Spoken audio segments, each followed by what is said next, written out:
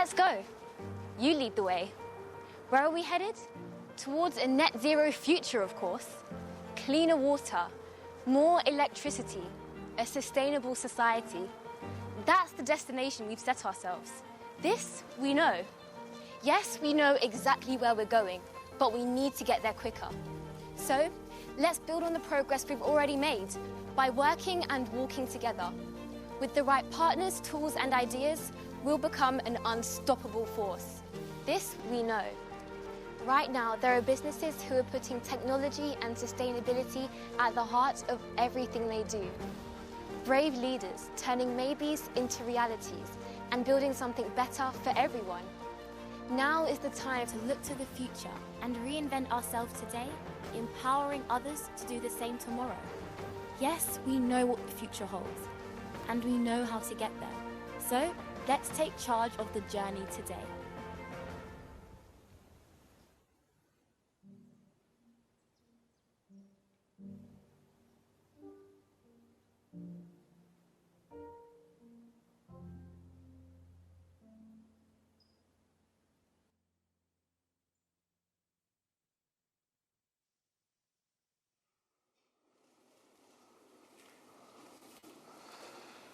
So, good afternoon, good morning, good evening, wherever you are in the world, and welcome to COP26 here in Glasgow. Welcome to Accenture's venue here in the Barras. And on behalf of everybody who's worked on this in partnership, Accenture and the United Nations Global Compact, thank you for joining us for the launch of our CEO study for 2021, Climate Leadership in the 11th Hour. I'm delighted to be joined by a wonderful audience in the room. I'm also told that we have more than 3,000 people joining us around the world digitally. And I think we will be recording this and making this possible for many others to learn from and to use in their organisations in the coming weeks and months. My name is Peter Lacey. I'm part of Accenture's global executive team, and I look after our sustainability services businesses, as well as having the responsibility for what that means for an organisation of 626,000 people spanning 100 different countries around the world, and making sure that we live up to my boss Julie's goal to make sure that Accenture is its own best credential. On behalf of Julie, Sander and I, we are immensely proud to present this study. This is the largest CEO study ever conducted on sustainability. It's the largest CEO study ever conducted on climate change. And when Sandra and I sat down and spoke about this study now back more than 12 months ago, what we wanted to do was really ensure that this gave a voice, a clear voice that could be quantified, but also backed up with case studies, backed up with examples ahead of COP of both what messages CEOs wanted to deliver to policymakers, to negotiators, to UN ambassadors, to heads of state on what they felt they needed to speed on climate change at scale, but also to point to examples of where businesses have not waited around for government action and already finding ways to turn sustainability not just into a moral imperative, but into a way of actually defining their competitive positions in different industries. Now, my relationship with this study dates back to 2007, so I feel like I've grown old over time with this study, but I do think that each of our studies may have been important, but I think this one is more important than others 14 years on. And the whole world, I think, is paying close attention to the activities in this city over these 2 weeks. And the candid collection of perspectives from over 1,200 CEOs of the world's leading businesses is, I think, critical to re-energising and redefining the partnership between business and government and in addressing climate action. And that's why we launched this. Although we're launching it physically today, we launched this with the media, we launched this with the whole UN system and with many CEOs before the actual negotiations had even started, to make sure they had that information coming into the summit. I would also just point to one other thing before we run a short video and I hand over to Sander, which is We also felt this time that it was incredibly important, and Sandra, you inspired that, but I think it was incredibly important to make sure that we heard the CEO's views from the South and not just from the North. And so this, as well as being the world's largest ever CEO study on sustainability, is the largest cohort of CEOs that we've ever had from the global South, from Southeast Asia, from Latin America, from Africa, from right around the world. So more than 420 of those CEOs were from that background. If policymakers give business the tools to succeed, we collectively, what this CEO study tells us is we can do this. That actually the goals that were set out in Paris are achievable, that the SDGs more broadly, of which climate change is a completely interwoven and interconnected set of environmental, social and governance issues, are achievable by 2030, by 2050. And I would be remiss if I didn't thank our incredible partners at the UN Global Compact. Sander, you've made a really invaluable effort over many years, but I think in particular in your new role, and I can't wait to see where our partnership goes next. With that, while Julie couldn't be with us today, are the CEO and Chair now, Chairman and Chairwoman and CEO at Accenture, wanted to make sure that she was here and was able to deliver a short message. So I'm just going to play that for you now.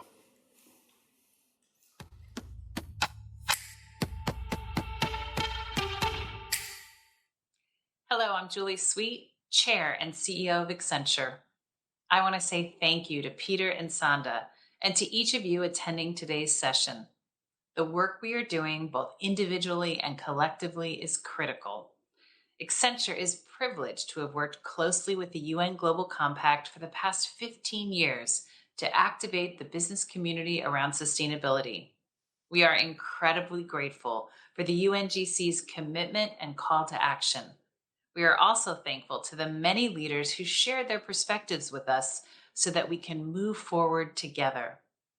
I want to highlight 3 key takeaways from this groundbreaking report.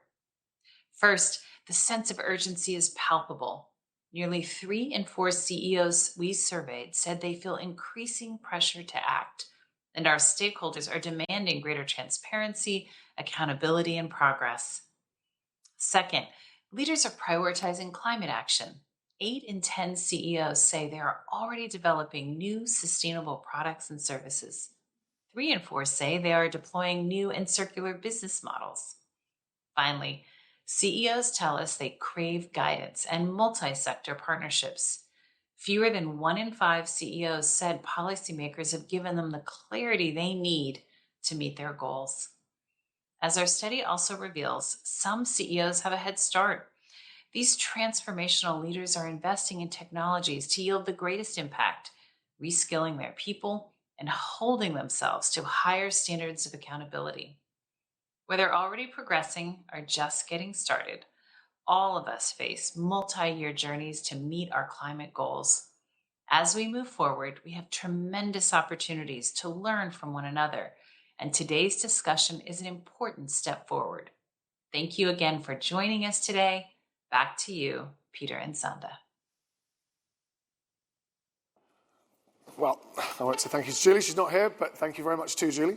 And she has been extremely engaged throughout the process and has stayed in touch with the results throughout. And we've had a couple of fantastic fireside chats with Sanda during the year and different phases of this before we culminated this particular study in being the Climate Change Special Edition.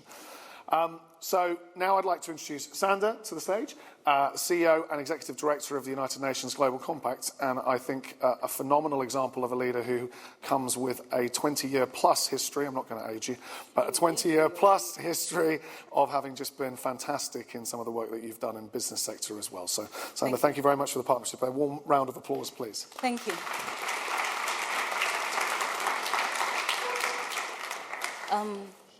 Thank you so very much, Peter. And it's just occurred to me, this is the first time we've met in person. It is. But it certainly feels like we've been at it for a long time. And I just want to appreciate and value the partnership that we have with Accenture. It's been absolutely transformational. So I'm not sure if my notes are going to show up or if I'm going to read them over here, but I might just stand by the podium and go ahead. Yeah? Yeah, great. Thank you.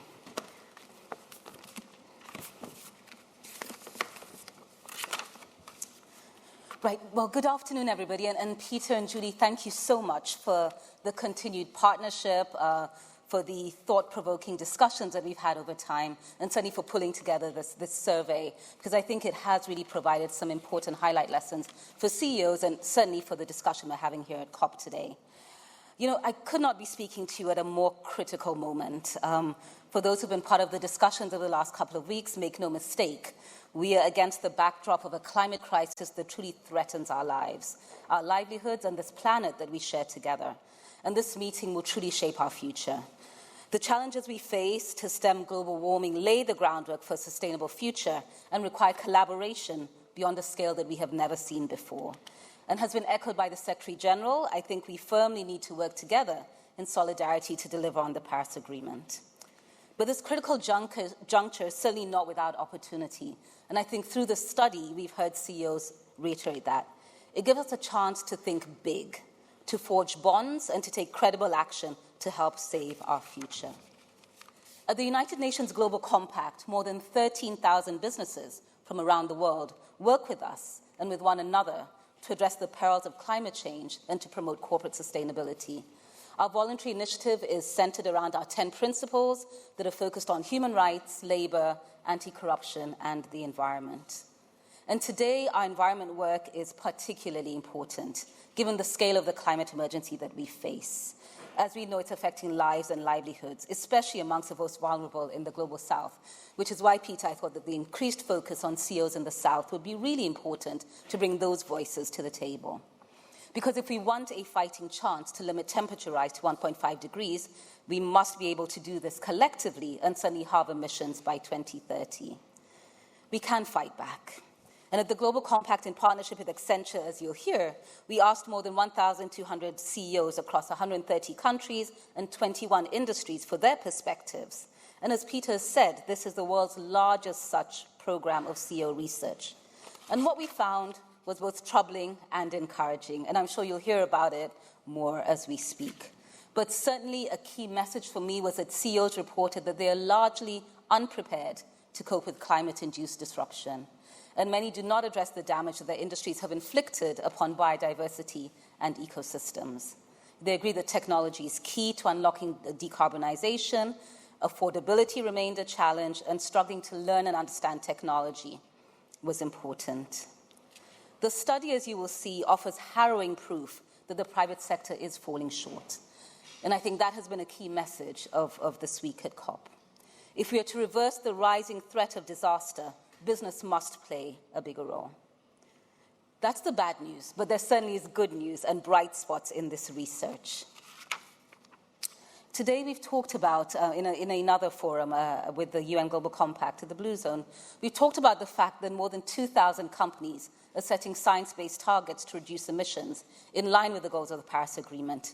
But we need more companies to lead this way towards a zero-carbon economy, boosting innovation and driving sustainable growth. Another positive trend you'll see in the study is that private companies are responding to pressure from investors and certainly capital markets to take more rapid climate action, shift away from fossil fuels, as we've heard at COP, and reskill their workforce. So not only through this important imperative for global cooperation will we come together, but we must truly work together to limit global temperature rise to 1.5 degrees, design carbon pricing mechanisms in line with the Paris Agreement, and make climate finance accessible to the global south, protect biodiversity, and design nature-based solutions. So the task ahead is indeed monumental, but we do feel that the private sector can rise to the challenge. And thank you to those CEOs who are here present as a representation of that. It's often said that these times of climate danger are a wake-up call for taking action. And it truly is high time for the private sector to take sustainability into account at all levels in its decisions and its plans. And I think that if we act together and act soon, we can make a difference. So thank you very much to all of you for being here, for supporting our research, and to Peter and Julie once again. We truly appreciate the partnership and are very excited about this research because I'm sure it's going to shape many discussions and a lot of thought going forward. Thank you very much.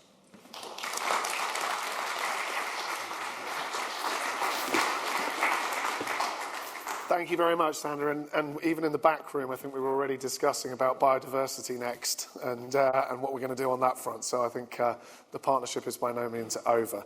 What we thought that we would do today is to give you a sense of some of the key highlights, and then we have a fantastic panel that I'm going to ask Perv to introduce and bring up to the stage to discuss some of those implications and to walk through some of the insights. So let's start off with really what this is all about. And you all have a copy of this. It's a physical copy, I think, in front of you, but also it'll be digitally available to you as well. I think what's important to say, firstly, is that CEOs are unequivocally calling for governments to support them here at COP. I don't think it is a case simply that CEOs believe that they can't act without that. That's not the case. I think we see many of the CEOs that gave us their time already investing hugely in revenue growth through new markets, new products, new services, reducing the cost of their business by better using energy, water, managing waste better, managing risk better, managing a brand and intangibles in their engagements with consumers. So this isn't simply a pointing of a finger game, but actually I think business does believe governments, and you made this point, and Julie made the point, really government does need to step up and provide some of the boundary conditions and some of the infrastructure investment and some of the enablers that are required.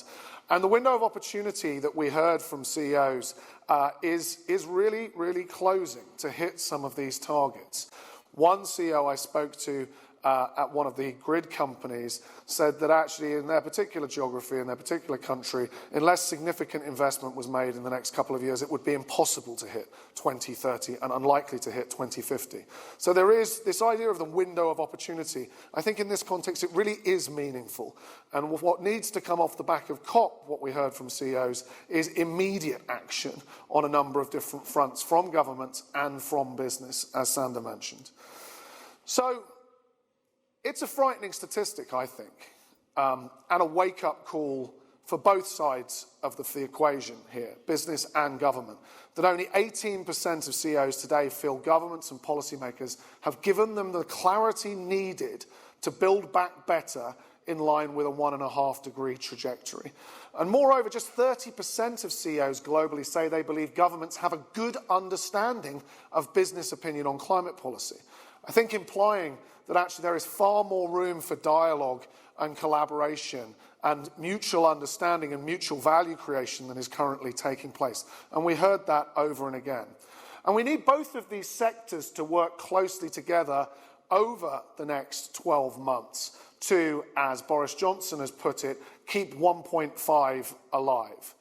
That really isn't something that we can let go of. And we've had different folks in the room during this week. We're already at 1.1. Some studies from the IEA say 1.8. Others say that actually without action in the next 12 to 18 months, we may be looking still at 2.4. So I think really the time window matters, and CEOs, I think, are very cognizant of that.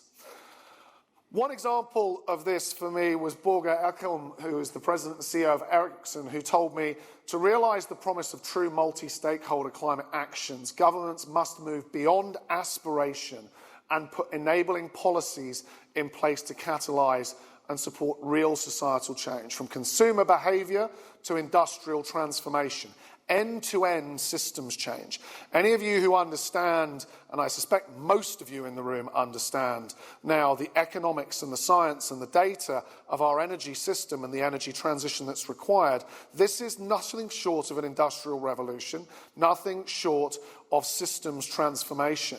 But we have no choice. And we need to make sure that we move in unison. I love what an MIT professor, John Sterman, who some of you may know, talks about, which is he talks about there's no silver bullet, but there are silver buckshot, and we need to fire all of those different silver buckshot as quickly as we possibly can, from carbon pricing to renewables to energy efficiency to the application of applied intelligence and artificial intelligence through to all sorts of other physical, biological and digital technologies.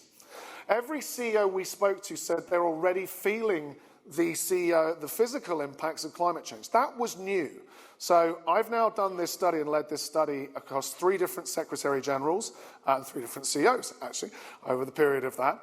But I have never heard so many CEOs tell us that they are experiencing the physical impacts of climate change in their supply chains and their businesses in ways that they had not expected, perhaps until 2025, 2030.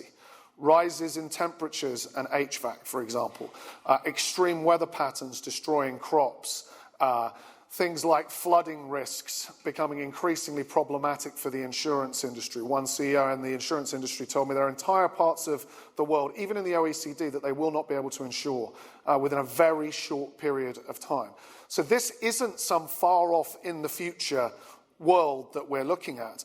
I'm not telling you all businesses told us that it was yet material.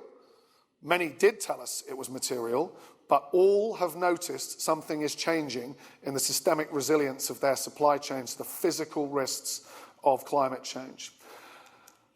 Today, half of the CEOs globally that we spoke to report that they're grappling with supply chain interruptions due to extreme weather events. Just 7% of CEOs have advanced early warning systems to prepare for climate risk events, and just 8% of CEOs have conducted advanced scenario analysis to identify physical and transition risks of climate change on their business and industry.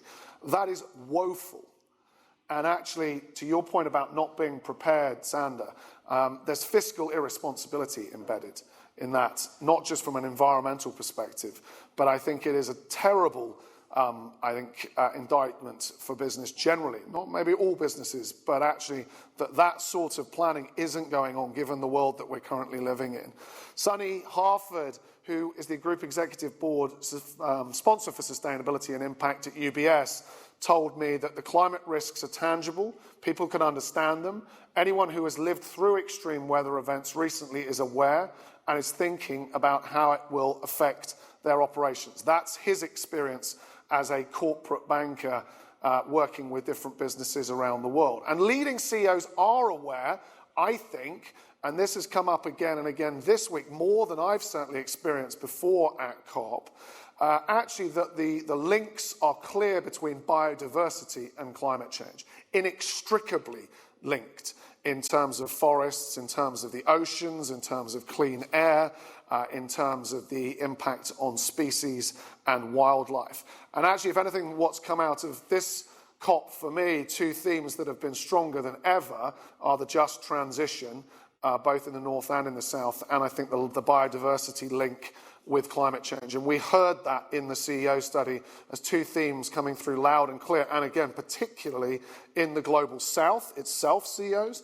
or global CEOs with very large global supply chains. So when we think of the global south and the global north, in many respects, for large global companies, it's an artificial boundary. Accenture has 267,000 people in India, 95,000 people in the Philippines, 20,000 people in Brazil. You know, we are not a global northern company. Right? So what happens in the south is equally relevant to many different businesses that you might not expect. Globally, just 1 in 5 CEOs, sticking with this biodiversity point, see loss of biodiversity and ecosystems services as a risk to their business. I think that's very hard to think that that's true if we look at what the loss of biodiversity means for many different industries. So I think, although it has become more of an issue, I think it's clear that there is a lot more room for understanding the impact of biodiversity on business, on supply chain resilience, on the actual financial risks, as well as the sustainability risks of biodiversity. And while 46% of CEOs globally have been exploring nature-based solutions, only 7% are utilising them at an advanced level. So again, I think we've just got this mixed bag all the way through of things that you can look at and say glass half full, things that you can look at and say glass even less than half empty when you think about 7% using nature-based solutions at an advanced level. Keiichi Iwata, who's the representative director and president at Sumitomo Chemical Company, told me that biodiversity is a more extensive, difficult and far-reaching issue than climate change. Biodiversity and business growth must go hand in hand. But I agree with him. I think it is a much more difficult topic in some respects to get our heads around. But we don't have the luxury of not doing that, and we do have to do it in a way that's integrated with the way that we go about tackling net zero and 1.5 degrees and climate change. We've seen the strongest uptick in investors and capital markets driving sustainability action this year since the SDGs were launched or the Paris Agreement was ratified. But I would say in my entire career, 24 years now of being focused on sustainability, but certainly the data that we have for the last 14 years from CEOs, we've never seen a jump like it. Investors nearly doubled in importance as a critical stakeholder in driving sustainability on the CEO agenda, and they are one of the most influential stakeholders now, in the top 3 from having been 8th out of 11 and having at one point been 11th out of 14 over different studies that we've done. We've never seen a single stakeholder group jump so quickly up the charts, I'm not sure if you'd call them charts, up the tables in terms of what's really driving CEOs, boards to act. I think what's interesting to me on top of that is that as well as being the largest jump in stakeholder influence, those of you I'm sure have seen this week with the IFRS announcement and the convergence of a single standards body, a single standard that will include TCFD, will include SASB, will include the Carbon Disclosure Project Board, will include, what else am I missing? Help me out. Yep. And there's a couple that I think are going to stay outside, like GRI. But I was in the room with the group that launched that, and it was really quite something. The idea of one single, so the SEC, the IOSCO, which is the oversight for all of the Securities and Exchange Commissions, a single ESG standard from next year, combining all of those things that is auditable, that is assurable, that is comparable. That is really because investors are fed up with people being able to report towards their own, along their own lines, along their own standards, or having different options. So we're seeing the maturity of investors and capital markets. Peter Oosterveer, Chief Executive at Arcadis, said to me 4 years ago, most conversations I had with our shareholders were about financial performance. Now there are times when I meet with a shareholder and I only speak about sustainability. And I think in some industries, whether you take utilities or George in your business, I'm not sure that you can make a difference between the core business and sustainability. I'm very pleased to see George here, given our partnership with JCI. But, I think there's a lot of industries, automotive and the electrification of vehicles, where actually I don't know where the boundaries stop and start between sustainability and the actual core business. And I think that applies increasingly to a greater number of industries than has ever been true in the past. And CEOs in the Global South in particular told us that the pandemic has hit them hard, right? So we all feel that the pandemic has been a difficult time, but those from the Global South who have had even less infrastructure on the health side, have had even less resilience in their societies, who have had even more time that management has had to spend on actually simply keeping their business afloat and running, and has less flexibility in capital, well, guess what? It's very, very difficult at this moment for them to find the management time and attention, the financial investment capability to invest in some of the things that we really need in terms of the transition in the South. That's why the 100 trillion fund isn't enough but matters. Sorry, the 100 billion fund isn't enough but matters. The 130 trillion that has been mobilized by GFANZ this week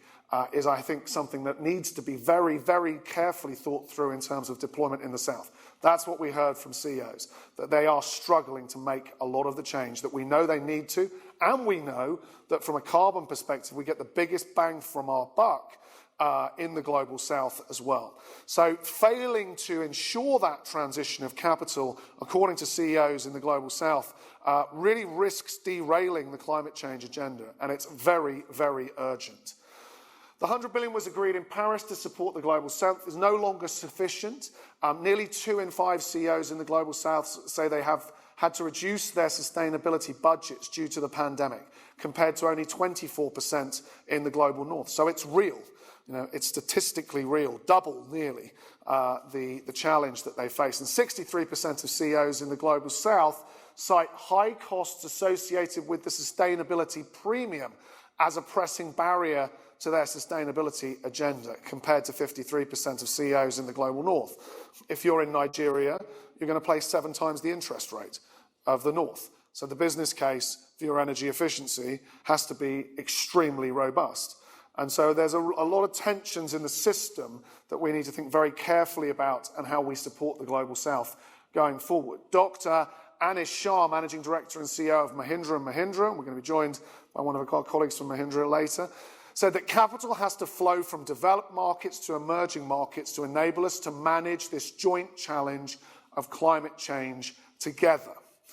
And Dalmia Cement, Indian cement company, an Indian cement company, has managed to reduce 40% of CO2 emissions from cement manufacturers since 1990 levels by using alternatives and biofuels and increasing renewable energy. And the cement industry accounts for 8% of global emissions. So these are no small things by way of contribution, and are things that need to be encouraged, need to be scaled, and at speed. CEOs, I would say, though, are confident that they can address this climate crisis through sustainable business models and technology innovation. I haven't heard a CEO who's told me that we can't do this, right? But, and unfortunately there's a but, we need to make sure that technology, that business models that address climate change already, that they are set with the boundary conditions in markets that allow us to compete in a race to the top, not the bottom. That there aren't the penalties for those who make a first mover advantage count. That there aren't penalties in place for those who make greater investments in R&D and in technology that is going to help us to make the journey. And I think that there are a number of different elements that implies in the ask to policymakers, but it's real. It isn't simply businesses looking for subsidies, businesses looking for handouts. It is real that there are certain boundary conditions like carbon pricing that need to be in place for us to speed at scale. 65% of CEOs told us they have begun transitioning to net zero business models, but almost half of these described their efforts as only basic. Now, I controversially have been on record of saying if you don't have a science-based target, you don't have a net zero target. Right? Unfortunately, at the moment, we're talking about probably 2% of the world that does, and I stand by that. But actually, it is also a case of maturity and people maturing through degrees of advancement that reflect the reality of their business. But actually, we do see still a very basic level of understanding in many cases of what carbon management end-to-end in value chain, scope 1 to 3, aligns with science-based targets, aligned with 1.5 degrees, what that means as well as what the time frame means and the impact of early stage investment rather than waiting for the hockey stick towards the end. Jimena Peña Malcampo, the CEO of Peer 2 Marketing, told us if we can change operational for the same for sustainability. And that, as a conversation we had a lot with CEOs, is to say, look, in the pandemic, we made enormous changes at the drop of a hat by necessity. Certainly not the way we would have liked to have done it, having seen the heartbreaking situation in our own business in places like India and the Philippines. But it shows systemic change can move at that kind of speed. For example, in the NHS, an organisation here in the UK that we believe would have been on a 5 to 10 year journey to go digital, we put 80% of the NHS's million employees on Teams in a 3-week period, right? And we really think that would take 5 to 10 years normally. So what lessons can we learn from that journey that we've been on over the last couple of years that can be applied to scale and speed in terms of tackling sustainable development and tackling the climate crisis? And as we spoke to business leaders about how they were transitioning to net zero business models, time and again, technology came up as their biggest enabler. And when I say technology, we heard different things about physical, biological, and digital, but I think the biggest that we heard was the intersection of physical infrastructure and digital technologies. and supply chains, manufacturing, plants, assets, buildings, logistics, the ability to generate data now that can help us to manage our global businesses in different ways. That's really where a lot of the earlier work this year we did on supply chain transformation and the fourth industrial revolution really comes from. And actually, one of the things that we've learned from this is if you can't measure it and you don't have the data, you can't manage it. But when you do create the data, it creates incredible new insights. And we're seeing new business models emerging for different companies who are able to actively and properly capture ESG data and the performance of physical assets. 71% of CEOs told us that they're already able to track and trace material goods and have significant impact on their sustainability management in their industry. Over 3/4 are promoting sustainability-focused research and development, from product design to material selection. And technology enables businesses to accelerate their sustainability goals. 81% of CEOs told us, and I think it will accelerate after this week with IFRS and investors and non-execs putting more pressure on CEOs, to collect and manage organization-wide ESG data. But I would just sound one warning on that, which is all of the work with IFRS is all about reporting and disclosure. And let me be very clear, reporting and disclosure are not performance, are not value creation, and are not impact on sustainability, right? They are reporting and disclosure. What we are talking about is nothing short of retooling entire organizations to be able to bring data and decision-making capabilities to different points in the organization where they can make a difference. Data that makes a difference. That's really what the story has to be, not just reporting and disclosure. Christian Klein, Chief Executive Officer of another of our partners, SAP. Technology can help address, in his view, some of the most profound environmental, economic and social challenges of our time. And it enables us to convert our biggest challenges into our greatest opportunities and make sustainability profitable and profitability sustainable. CEOs say they are yet to implement measures to ensure a just transition for their workforce, but yet we've heard how important that is, and to balance the people equation with global inequalities and intensifying workforce disruption, not just job creation, but the creation of good jobs, and good jobs in places that really need them. And actually that's a huge opportunity. Even if you take somewhere like Scotland, that has been hugely famous for shipbuilding, has been famous for the oil and gas industry, now the North Sea represents probably the world's largest hub opportunity for offshore wind, right? So different communities can come back from very challenging periods.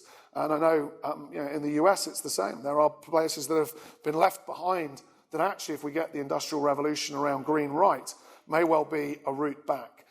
Now, while CEOs are cognizant of the workforce transition posed by the Green Revolution, most are not focused on the risks and are yet to take action. Only 1 in 5 CEOs globally has considered widening social inequalities across their workforce. So again, still work to be done when related to physical impacts of climate change. I don't mean full stop the risks of their workforce, I mean specifically related to the physical risks of climate change. But we are going to see that. We are going to see, for example, I happen to be involved in a small business in Oregon that's been horrifically impacted by wildfires. We are going to see people lose their jobs. We are going to see people lose their homes.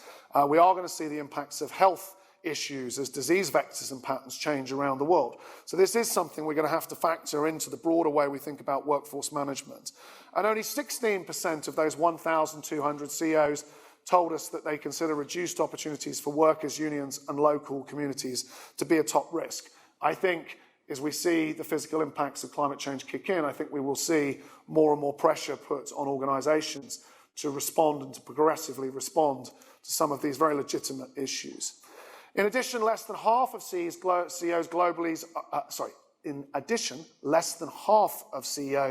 globally, are investing in green jobs. That's another opportunity. The 2030 Agenda and the Paris Agreement are new waves of opportunity. I would argue that the SDGs themselves are arguably the greatest codified innovation roadmap for the world that we've ever laid out. So what's your opportunity for a new business, for new markets, new opportunities, and what new jobs can it be that you create?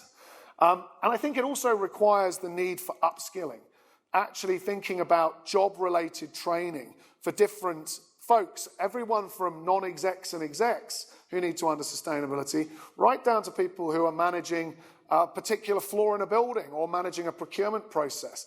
Increasingly, we're not going to be able to manage for things like price, quality, availability, for example, in procurement. ESG needs to be part of that mix, requires new tools, new data, new methodologies, new ways of thinking about sustainability. And competitiveness is going to become increasingly part of the way that we see sustainability. Our own bet, our own view, is that sustainability and digital technology will drive the next decade of competitiveness for the Global 2000 at least. Our view is that it probably kicks in where it really materially drives it for every industry by 2025 to 2030. At the moment, you're starting to see more and more industries where it is the twin driver, but actually the twin transformations are the engines that we think are going to drive it. That's certainly what we're preparing our business for at Accenture with the Accenture Sustainability Value Proposition. That's certainly what Julie's tasked me to do in terms of building this, not just as a capability of a set of new services for our clients, but to actively go back and retrofit in every single one of our businesses, from cloud computing to supply chain transformation to security and cybersecurity. Every part of our business needs to be able to show how it's building capabilities that build more resilient, more ESG impactful businesses that reinforce their competitiveness. 41% of transformational CEOs say they increased their budget for sustainability during the pandemic by up to 25% on average. So that's good news, I think, in many respects. Even with the pandemic, a lot of CEOs are doubling down, either because they see the opportunity independently or even because of the pandemic and how it's actually accentuated a lot of the issues. And CEOs of transformational companies are exhibiting sustainability leadership and generating traditional business value by diversifying their operations, accelerating R&D in climate-resilient solutions, and driving higher standards of accountability. And a third of transformational CEOs that we identified are diversifying material inputs required for products and operations, compared to just 12% of all other CEOs in the analysis. And nearly a third of transformational CEOs are boosting their R&D efforts in climate resilience. And so you're seeing really, I think, across the board. Now, the final thing I will just give you is the list that we have shared, Sandra and I, publicly, and with negotiators, with the UN Secretary General, with all of the ambassadors, the UN ambassadors, environment ministers, heads of state, as to what the 10 asks were, if you like, the collective wisdom. Not every CEO said the same thing, and you always have to be careful because there are different sectoral priorities, different sectoral issues. But actually, these are the 10 themes that when we ran our analytics, both on the quantified and qualitative data, came back again and again and again. Align nationally determined contributions to a 1.5 degree trajectory. I think we're up to 80 or maybe even 90% net zero, but we need to be aligned with a 1.5 degree warming world. Simplify business engagement and the role in the COP process itself. So how do we influence and make sure that organizations like the UN Global Compact, but also leading individual companies, are able to engage constructively properly? Take concrete action is the message from CEOs on implementing carbon pricing mechanisms in Article 6. And I don't see enough progress on that this week in terms of national and regional and ultimately, hopefully, levels of carbon pricing that are recognized in global frameworks. Establish common standards for biodiversity protection that are aligned with climate change. That is the next big issue and theme that needs to be managed. Make sure that we have consistent ESG reporting frameworks at the national and international levels. That, I think, we actually have seen good progress this week and we can be upbeat about. Honour the $100 billion commitment to climate financing for the Global South. We're getting close. Again, this was almost our scorecard, CEO's scorecard for governments, in a way. and we will actually be putting something of that nature together. Rapid approval and development of clean energy infrastructure investments. What we heard from many CEOs is that you're talking 7, 8, 9 years for planning process to come through for solar parks, for wind farms, for energy efficiency projects at scale. So we can't have that. We don't have that time, is what CEOs told us again and again. They also told us that they need more clean energy infrastructure investment. I'm told that, maybe some of the folks here from the US can tell us better, but I'm told that Biden's bipartisan infrastructure bill is getting close. 1.2 billion was the last number I heard going through Congress. So there are some positive things there. There are certainly infrastructure investments in Europe, but we also need more in the South.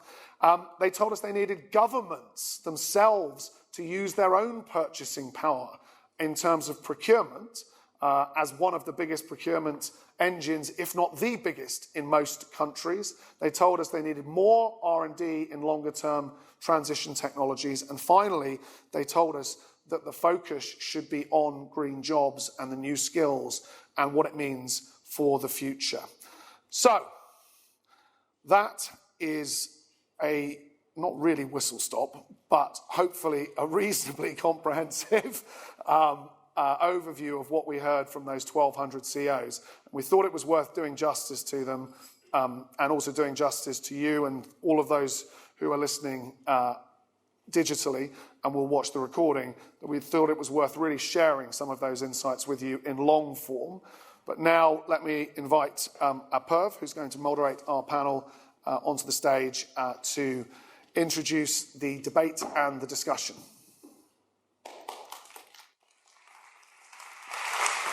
Excellent. Thank you, Peter. If you want to have a seat. Hello, everyone. My name is Apoorv Gupta. I am the lead of the UN Global Compact Accenture CEO study that we published this year. And thank you very much to Peter for sharing the insights of the study. What an incredibly exciting and impactful project it has been over the past year. And thank you very much to Sander, as well as to Julie, for your continued leadership and support. Today, we have 4 formidable leaders with us today. Business leaders who are not just leading sustainability within their own companies, but have, through this past year, shared their perspectives with us very generously to infuse new life into our findings. So with that, let me welcome our first panelist, who's joining us from Hong Kong, Ms. Marjorie Yang. She is the chair and CEO of Eskel Group, a leading Hong Kong-based textile and apparel manufacturer company. She is a strong believer in sustainable development and environmental conservation. She is also a member of the high-level steering committee of the UN Global Compact Action Platform on Sustainable Infrastructure for the Belt and Road Initiative to accelerate the SDGs, as well as on the Advisory Council of China Council of International Cooperation on Environment and Development. Welcome, Marjorie. Joining us in person on stage, I would like to invite Mr. Alistair Philip Davies, who is the Chief Executive of SSE. Alistair has been on the board of SSE since 2002, when he was an Energy Supply Director. In 2010, he became Generation and Supply Director before Deputy Chief Executive in 2012, and then subsequently Chief Executive in 2013. Alistair is responsible for leading the group's executive committee and for ensuring the delivery of SSE's strategy. Next, I would like to invite Ms. Solange Ribeiro. She is the Deputy CEO of Neoenergia and Vice Chair to the Board of the UN Global Compact. Ms. Ribeiro has over 30 years of experience in the energy sector and has led Neoenergia's transformation towards sustainability, particularly in the areas of developing affordable and clean energy and climate action in Brazil. Our next panelist is Mr. Amit Sinha. He is the President of Group Strategy at Mahindra Group and a member of the Group Executive Board. Mr. Sinha oversees synergy, risk, and economic functions, especially between Americas, Asia Pacific, and Africa. And prior to joining Mahindra, Mr. Sinha was a senior partner and director at Bain & Company. Thank you very much to all our panelists today. I would like to kick off the discussion with one of the main things that we hoped to achieve through the CEO study this year, was to understand the role that policymakers could play at COP here in Glasgow that could help unlock those sustainable business models Peter informed us about, as well as how they can step up their ambitions to 2030 and 2050 goals. So I would like to go to each panelist and ask that, thinking about the events of the past week and a half, can you share your reflections on COP26 and the role that government has played in enabling climate action? And I would like to start with Ms. Marjorie Yang. Well, thank you. I found that Marjorie. I think it has been rather disappointing, but I think the problem is due to the macro environment.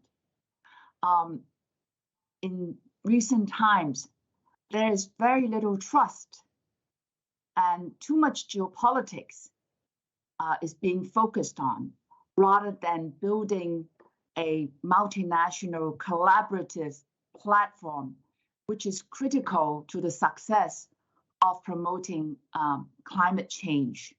So I hope that governments will put climate change really at the top of the agenda, because I also feel, as Peter had mentioned previously, that this is really the final hour and we have little time to lose. So we need governments to help build mutual trust and respect, because we need government, companies, and individuals all to work as a team. Let me stop there.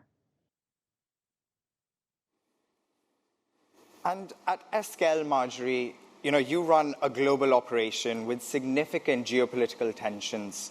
Do you feel that governments can serve to alleviate some of those pressures on your business as you progress your own climate ambitions? Definitely. I think that particularly since we're in global trade, recently we've had to divert so much of our energy to deal with trade barriers that it's obviously taken away time and resource from what we would like to do. But we would like to focus more on really achieving net zero, a lot of things that we feel is critical. But due to the current conditions, we are unable to devote all of our energy to doing what I believe, even if we put our energy at it, we still may be risking not reaching the desired goals. I'll cut over here to Alistair. When we spoke, you mentioned how it's very important for the G20 to adopt 1.5 leadership. But at the same time, we felt that investors and sort of short-term focused shareholders might be inhibited by that entire vision. So we do really need to unlock governments and countries to take that leadership first. How can we help governments play that role of being an enabler? Look, I think governments are going to be influenced by voters. I think many businesses have customers. Those customers also have votes in life, basically. So I think there's a big way in which businesses can get into the general population of society. I think there's huge awareness, and whether it's been within COP itself or whether it's been some of the demonstrations outside of COP where people are expressing views. I think we've got a lot of news here. I also detect, although maybe we won't get to 1.5 degrees, and obviously we heard Peter talk about, is it 1.8, is it 1.9, is it 2.4? We'll see at the end of the week where we get to on that. I think there have been some positives in terms of announcements. Deforestation was a real positive. Yep. I think at least some of the coal announcement was a positive. I think India going to at least announcing the 50% to 2030. Maybe the 2070s a bit later than we'd like, but there's more time to go there. ultimately, one of my reflections out of COP would be we've definitely seen some more granular action. If everybody come here and said 1.5 degrees is achievable and left without anything more granular, I think we should probably be more concerned. And I also feel there's been a lot more pull-through from businesses. Businesses understand that. Finances understand that. We've seen things like the banking area talk about it. So for me, governments are critical. They set the overall framework, but then there's a lot to be done underneath. And I think from a UK perspective, finally, we've seen real leadership prior to COP. The Prime Minister came out with a 2035 commitment for the electricity industry that we're obviously in. That's going to be a tough ask, but it gives us a lot of confidence in the investments we make, and it gives our investors and our financial backers a lot of confidence to back the projects that we want to invest in order to hopefully try and get us there. Correct, and that links very well with sort of the recent offshore wind project investments that you've announced at COP as well.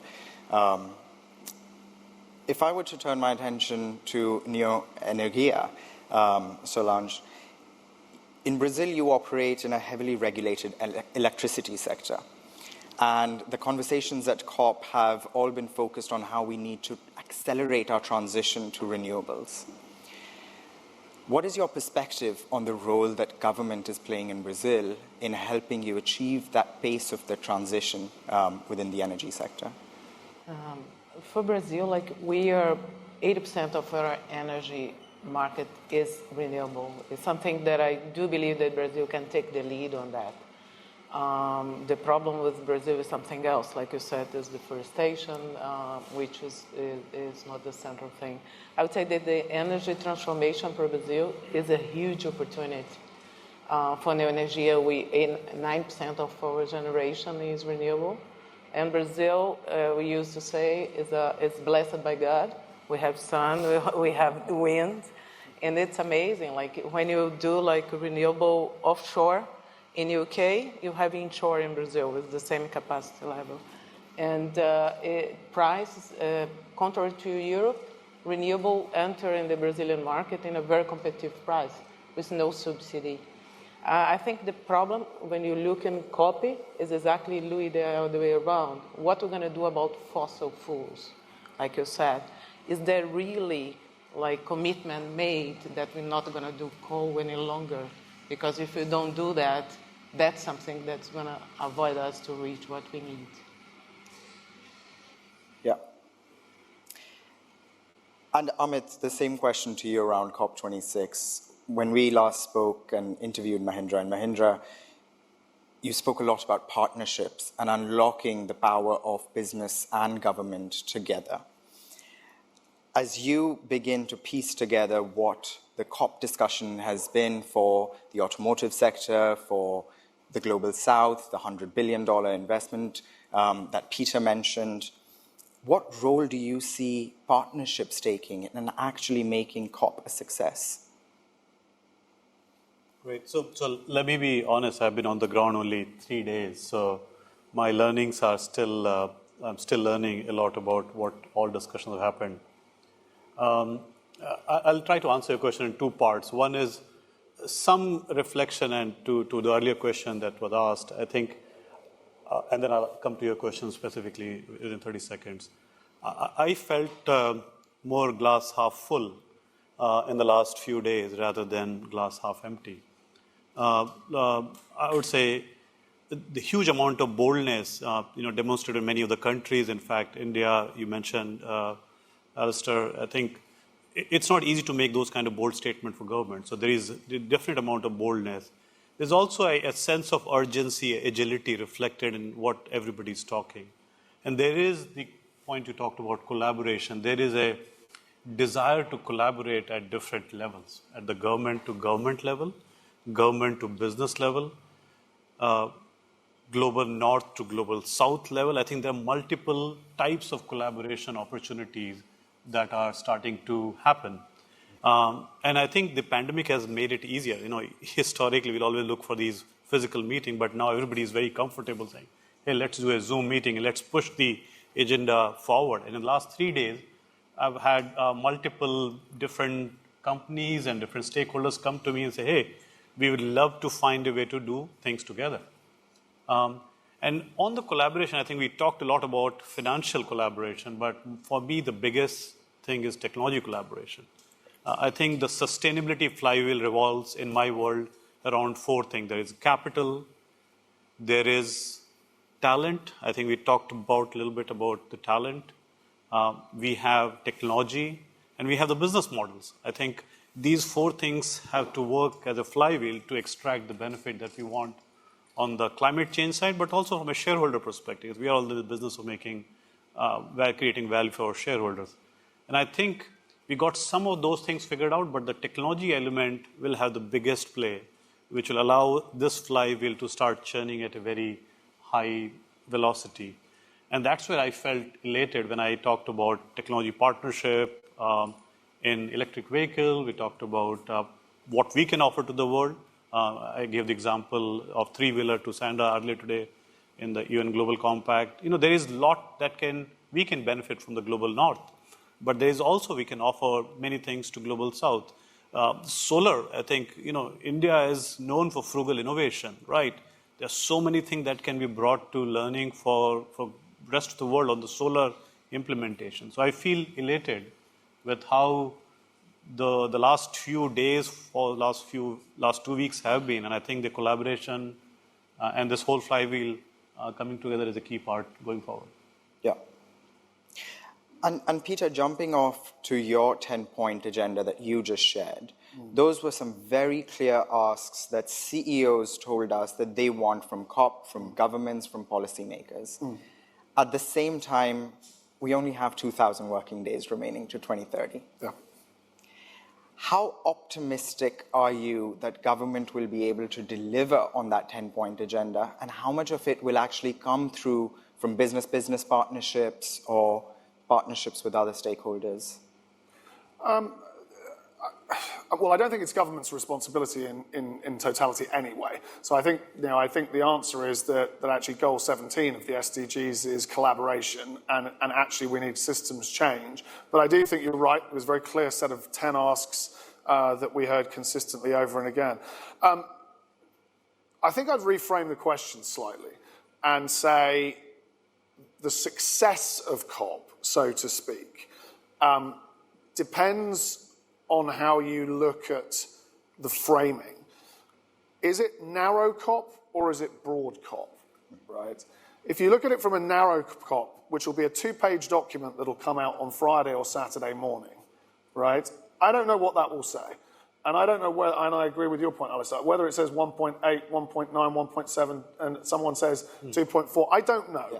I suspect we all may be happy and frustrated at narrow COP at the end. If I look at broad COP, that's been going on for the last 18 months, right? And you can look at, I think exactly Alistair's, I think he summarised it brilliantly, coal in the OECD, phased out. The incredible progress that's been made in mobilising private capital, 130 trillion mobilised. 80 NDCs now signed up to net zero. From a government perspective, the race to zero take, for example, the FTSE 100, 70 of the FTSE 100, 71, I believe, up from 21, now signed up to a net zero target. I'm not sure they know what that means yet, but we'll help them. We'll get to work. But I do think if you take it in its round, even if I look at the last 12 months, we've been working towards this as a business. We've been public with the stuff we've done with you, Alistair, with Microsoft, for example. A lot of that is part of broad COP and broad energy transition that is accelerating. Look, George, at you, our partnership, we've had all year, we've been thinking about coming to COP with the solutions and some of the technology answers and outcomes. So I think if you take narrow COP, let's be clear, you can always be half full, half empty. You take broad COP, I think actually there's a lot to be positive about the momentum that is building. Is it enough? Absolutely not. Yeah. Absolutely not. Yeah. But we started Paris with a 4 to 6 degrees predicted warming in global terms, right? We came into this COP probably thinking it was north of 3, right? Now, I think we're making some progress. It's just that we need to make a lot more progress. Yeah.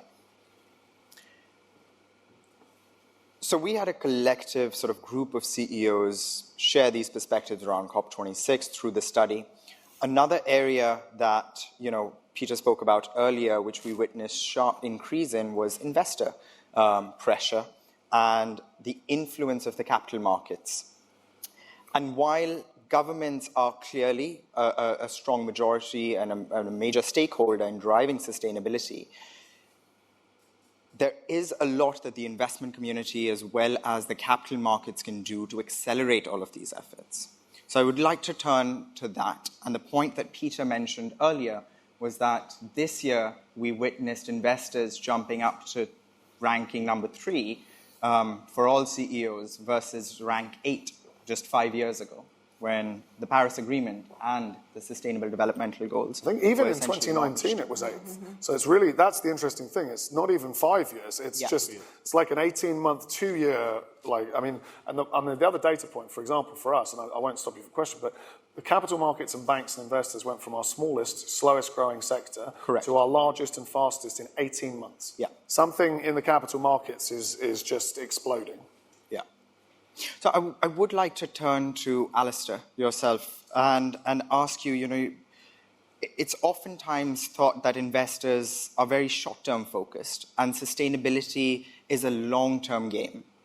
So how do you as CEO reconcile that imbalance between what the expectation is and how the company needs to perform on sustainability? Sure. It's kind of the job. You're going to have to live with that, basically. Can you prepare me ahead of time? Yeah, they don't give you the job because it's easy to do, basically. And I think everybody here will know that. So, look, I think investors, they've definitely gone up a lot. I was with the head of one of the world's largest investors who'd gone from 30 or 40 billion to 440 billion of ESG funding within their portfolio, still up, less than 10%, but still, a significant growth. Exactly as Peter said, I think we've seen a bit of an explosion in that whole ESG side of things. I think you've got more people who want to buy into funds that are like that, more people who maybe don't want to be in tobacco or don't want to be in coal or don't want to be in certain kinds of investments, and that helps. I think societies and or people with wealth attitude to where they want to put their money is important, because most of these funds, a lot of them are driven by pensions and other kind of savings products. But you do have that issue that you'll get some aspects of some firms where they'll be very much into sustainability, but they always want performance. Yeah. Let's face it, most fund managers, or a lot of fund managers in life, measure their worth and purpose in life by basically what the performance is on their funds. And if their funds don't perform, they're not feeling happy about life, basically. They're not getting a bonus and things aren't going well. So that's the job that I think funds are moving rapidly and finance is moving rapidly. And we've seen big commitments here, and that is all positive. That needs to continue, just as we in business need to continue. But we've just got the challenge that we've got to help them bridge that gap. We've got to utilise all the technology we can, thoughts from around the globe where we aren't, but maybe advisors and partners like Accenture are, and bring that to bear to try and make sure that we can reconcile those differences between saying, look, we've got a 2035 target or we've got a 2040 target to decarbonise the electricity sector, but how do we make returns on the way to do that? And that's why we participated in Powering Past Coal and things like that, having closed our coal, happy to discuss that with people. I think it's just all of us have got to, the 4 or 5 of us here have got that challenge to manage that issue.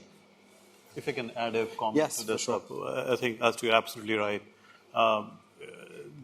The economic performance is still dictating the fund flow. As I started to look at this, and this, I would feel that the horizon one would be when Global North will see the fund managers, the investors start to accept top quartile performance, but leadership performance on the ESG, and say, this is how we're going to measure our scorecard going forward.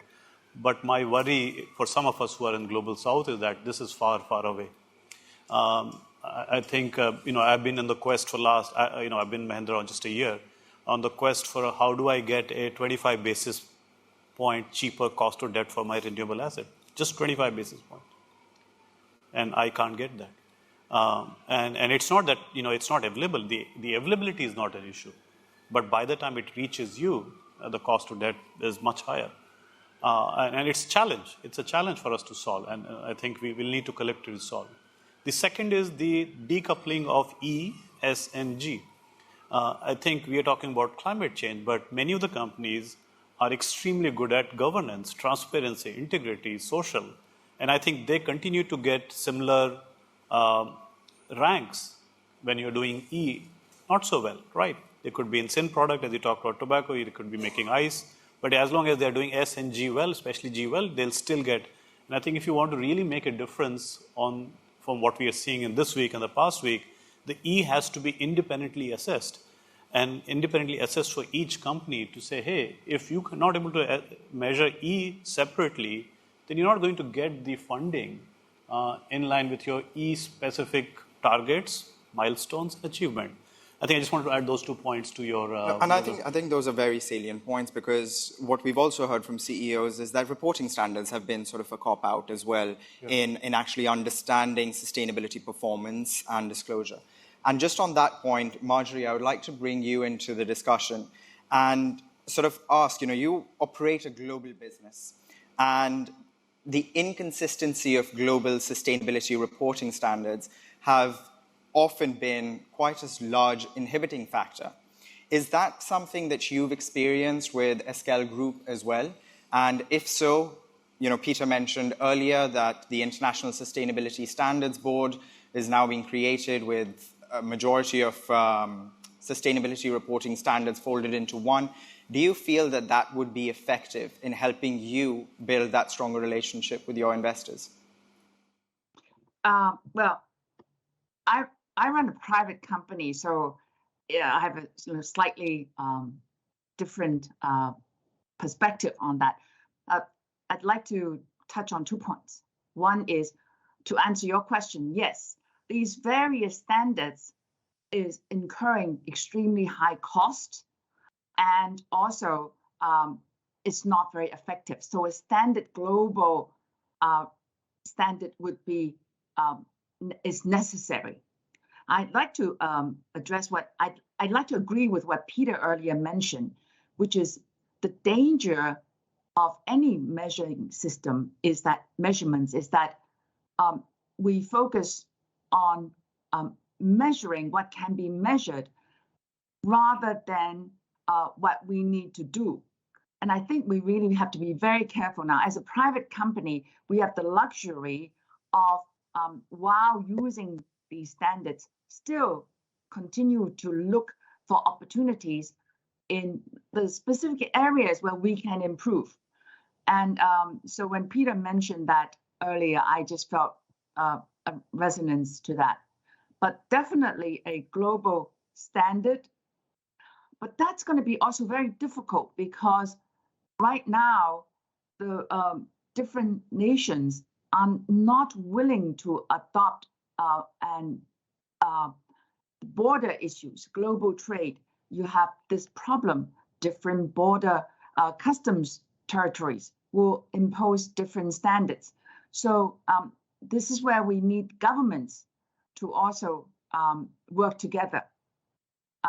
So this is a very critical and very important issue. I have no solution. I'm just bringing some comments. I think this leads into a discussion about competitive advantage, whether through these reporting standards, whether through these disclosure frameworks, we can help investors understand sustainability performance and help them understand that it is a source of competitiveness within the market.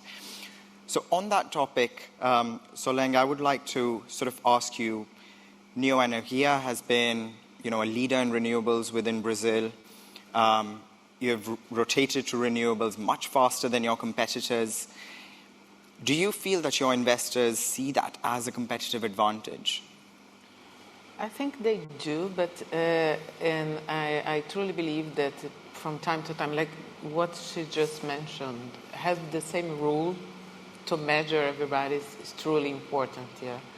But we can see we are a company that we have policies that we are net zero. We have biodiversity policy as well. it's clear. It's a value. It's not even a goal. It's a value. And I truly believe there is room for that because, as everybody was saying here, somehow there is a common sense from society, even if it's very hard from the financial sector to keep the balance in some kind of business. I can see, for instance, in Brazil, the agribusiness being say, okay, there is an opportunity down there because I have to be more efficient in order to attain those goals, in order to have these metrics and so. And of course, it's always the balance, like you said, short term, long term. People want to see the value shareholder. There is this beauty, I used to say, that's very interesting and charming, the ESG at some point. But it's something that step by step is being built because not only when I see like at COP, this COP, I saw so many CEOs from Brazil, for instance, a lot. So many youth, like say, we saw Indians, we saw like people that are not that included in the society. 14 governors were there. It says it's not, Brazil has 20-something states, and you see there's a whole pressure. And we keep moving, maybe from this COP to the next one. And things are beauty. It's not like that. We have to keep the balance between the short term and the long term. But companies who do not have that kind of ability to say, this is important for me, I'm pretty much lucky for like say, my company in the energy transition has a huge opportunity instead of I'm not in the oil business, which would be different. But in any event, I think that those who do not accept there is this risk in the business, and you're here for a long term, shareholders also would look for long term. They want to be there and see. You can see, at least I myself as an investor, probably all of us, I do invest in ESG companies. Yeah. Probably some of us would give this importance. I think what's also happened this year round, which we, Peter and Sander, noticed very early on in our study, was just how much more real climate change has become for CEOs and for businesses. Feeling the physical impacts not only with greater frequency, but in also greater parts of their value chain at the same time. Yeah. So, Peter, I would love for you to comment in your conversations with CEOs and executive boards. How has this added more complexity than they ever imagined 3 years before or 5 years before? And is this my closing comments as well? I'm looking at the clock. Is that what you want me to do, or which bit do you want me to do? No, so the clock is still going to run it's afterwards. Okay. Okay. I think Marjorie actually just spurred something of a thought that I had. That I think comes through the CEO study, comes through the conversations with boards and executives, but also it took me back a couple of months to listening into the World Economic Forum's IBC meeting in the summer. And the three big themes that came out of it were that business leaders are grappling still with a pandemic, that we are still very much in the pandemic, and that it's not an even world, right? There are some places that are still very much struggling. There are some that are recovering quickly. There are some that are now struggling with inflation. They're recovering so quickly, and there are others that are struggling with even tackling the basic health needs. And I think it's reinforced for almost everybody resiliency in their businesses, and not just limited to the pandemic, but just more generally systemic resilience in their businesses, and everyone has started to think differently about that. I think the bit that Marjorie just mentioned, I think, is a reality that I also heard and hear a lot, which is that globalization is not having its best decade, right? I think the upsides of the last 40 years where, since probably the 80s, we've seen globalization develop, China more than anywhere, but since 78, but the incredible economic benefits and developments of free trade or freer trade and an ongoing push for more connected global economies and the benefits that has brought, actually we may now be seeing if not a reversal, certainly a fragmentation into different regional models, into different power bases, and Marjorie mentioned it, conflict between different trading partners that we haven't seen. And then the third challenge is that sustainability is here and real and now and happening much faster than we thought it would. And climate change and biodiversity being the two most obvious examples, but it isn't just that. And so actually the complexity for business leaders is how you manage those trade-offs, rightly as all of you have said, while managing returns to shareholders. Right? And you made the point, you get used to it because that's the job and that's why we get paid. It's not easy, but I don't think it's getting any easier. And my reflection would simply be the one word that probably I should have used, so I take it on myself, but we haven't used, is leadership, which is that requires leadership. And that requires taking a step back and sorting out noise from signal and sorting out what it means to build a business model that contributes actively to those goals that are so needed by society now and for the future, while delivering the financial results that are also needed, because people depend on these for their pensions. They depend on these for their livelihoods. And that requires leadership. And I think it's going to require ever more of leaders. And that's probably my takeaway from the CEO study, is that as leaders, as well as making asks of government, we also as leaders need to even step up another gear, another level in reconciling some of those complex trade-offs. That's what I would take away, is the leadership point. Excellent. My backwards clock has started on the panel now, so I'm going to do what many other moderators before me have also done, is have a rapid fire, one sentence, under a minute each answer. What gives you hope looking into 2030 and 2050? We heard from CEOs that the capital, technology, knowledge all exists. We just have to use it in the right combination. So kicking off with you, Amit. I'm particularly hopeful that the technology issues are solved, or it's getting solved. I think historically the technology issues combined with the cost curves was holding us back in multiple sectors. I think primarily we see that behind us. And that gives me the hope that we will figure out the technology flow, we'll figure out the fund flow, we'll figure out how to collaborate with each other. But I think the problem is solved. Now let's solve to make it happen. And that's where the collaboration matters a lot. Yep. And Alistair, you've mentioned G3 technology within SSE, having boundless opportunity and potential. Can you expand on how that technology can help SSE further? Yeah, well, technology is always going to help us a little bit further. I don't know.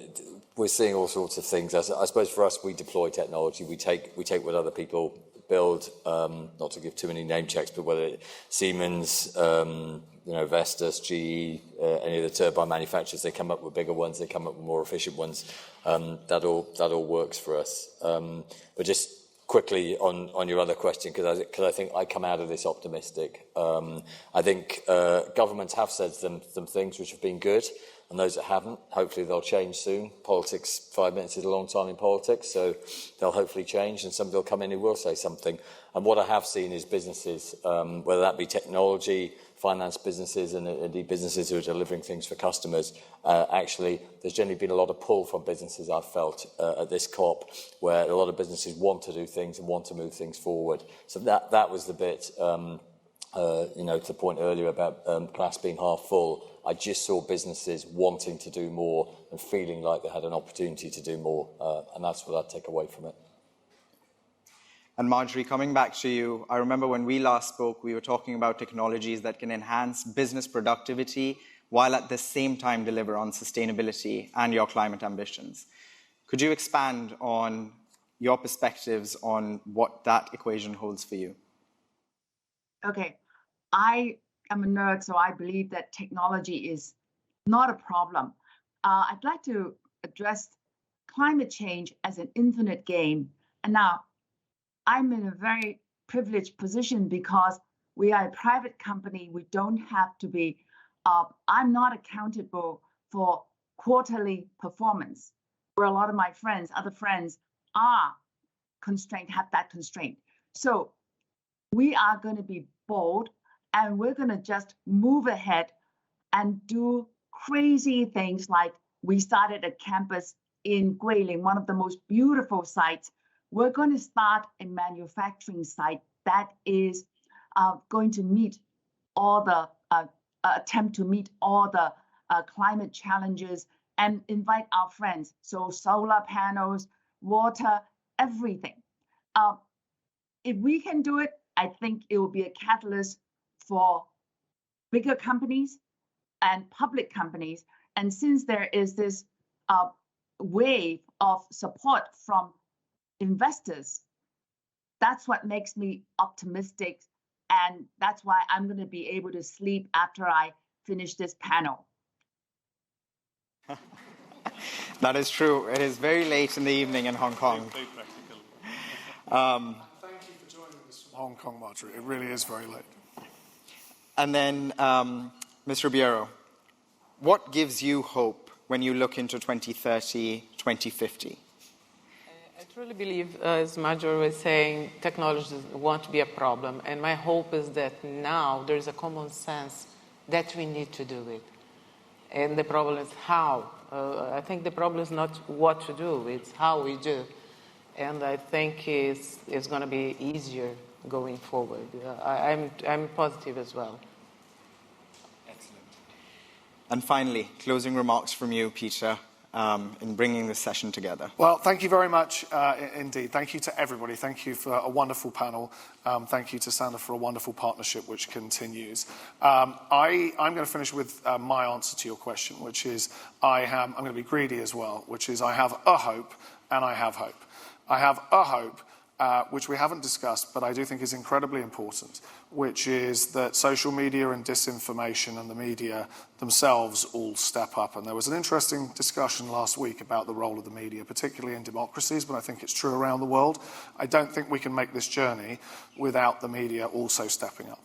And actually, even as I read some of the coverage of COP and see some of the inaccuracies and headlines and sensationalism, I'm not sure it's helpful. So that is a hope I would leave out there. And we plan to play a role in working with our partners on some of that. I think what I take away as hope is the mindset of broad COP. I think the leadership mindset and the mindset that I think we're seeing emerge in government and in business, that this is the collective challenge of our time, I think is very, very real. And so I fly home this afternoon. I couldn't get the train, unfortunately, but most of us, we tried to get the train. But I am flying home this afternoon. And my local pub, I'm going to finish as I started I probably shouldn't finish like this for some HR reason, but I'll deal with that later. I started our COP coverage by talking about a quote at my local pub that's on the wall called the Churchill's Tap. And the quote says that the pessimist sees the difficulty in every opportunity, and the optimist sees the opportunity in every difficulty. And I come out of COP with that broad mindset, very much of the latter view. That quote was from Winston Churchill, and it was from Winston Churchill during the Second World War when it looked like it was pretty hopeless and he was out of options, and yet we ended up in a very different place. And I do think, I don't like the use of war metaphors and analogies for some of the things that we're doing. I'm not sure they're that helpful, but as a way of looking at COP and broad COP, and hopefully even narrow COP, who knows what will happen in the next 2 days, and we may be lucky and we may get a document that excites us all. I finished this panel optimistic, and I finish this cycle of this CEO study in the special edition on climate change optimistic. So with that, we will close the session. Thank you very much for all of you who attended. Thank you to our panelists. Thank you hugely to the 1,200 CEOs who gave us their time from the Global Compact membership. And thanks to the thousands of you who have joined us digitally as well. And that is it from COP26 on the UN Global Compact Accenture CEO study launch.